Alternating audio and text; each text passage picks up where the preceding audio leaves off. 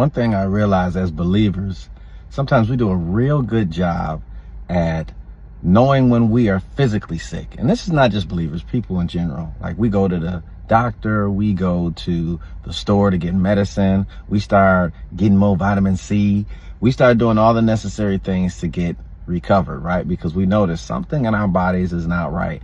And there's something telling us that. It's usually you start getting body aches, a runny nose, cough, sneezing, things like that. But why is it that we don't take that same care when it comes to our spiritual health, right? So sometimes the manifestation of our spiritual health not being good is our thoughts are all over the place, right? You're thinking about things that you know are wrong, and you're dwelling on them, right? Like you're looking as a man or a woman, you're looking at people a little too long when they're walking by. Like, yeah, they look good, but you're looking a little too long. And then you start fantasizing about things, and you're like, wait a minute, those are signs that you're spiritually unwell, and that your flesh is taking over, and that your spirit is weak. Your spirit man is weak. And how do we get there? Like with anything, if you're sick, there's usually a reason why. Sometimes you get germs because you just got a bad immune system, right? And then other times, you've been eating terrible, you haven't been getting enough sleep. So what are you spiritually deficient of?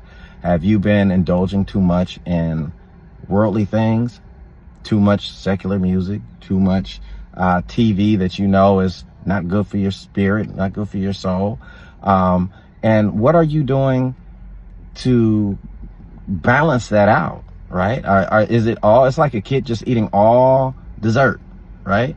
And I'm not saying all forms of entertainment are bad, because there are some good forms of entertainment, but some things we know that we shouldn't have at all, right? And the thing is, once you start acknowledging like your mind is going to places it usually doesn't go, your speech is changing, you're saying things that you usually don't say, and just everything about you is different, your mood's different, then it's time to see your spiritual doctor, right? It's time for you to spend more time with God, to spend more time with Jesus and getting to know more about what he says. So reading your Bible, you need to read your Bible more.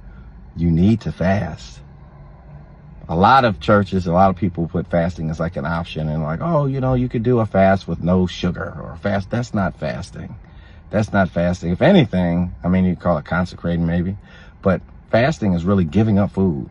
People say, oh, I'm on a Daniel fast. There was no Daniel fast. Daniel was abstaining from foods that he was not supposed to eat under the rules, the Levitical rules, right? He couldn't eat shellfish. He couldn't eat pork. He couldn't eat those things. And he was in a kingdom that did not have those restrictions. They ate whatever they wanted to eat.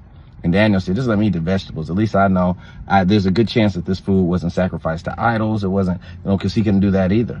So there are many things out here that cause us to just not really go all in like we should as believers. And really, there's no shortcuts, right? We want to make sure that we're really giving ourselves up at this time when we're fasting, to just rid us of all flesh, right? Another thing is prayer, praising God. There's so many different things, but the main thing is, if you notice that you're in that state where your mind and you're just not yourself, or you never were at that place and you want to get there, then it's time for you to do something on a spiritual level and start cutting out the things that aren't good for you in the natural. When you're physically sick, what do they tell you to stop doing? Hey, you need to stop with the dairy for a minute, sugar, like you got to stop all that, mucus producing things. So what are sin producing things in your life? What are things that produce sin that you need to cut out on in this time where you're trying to get yourself right? Think about it.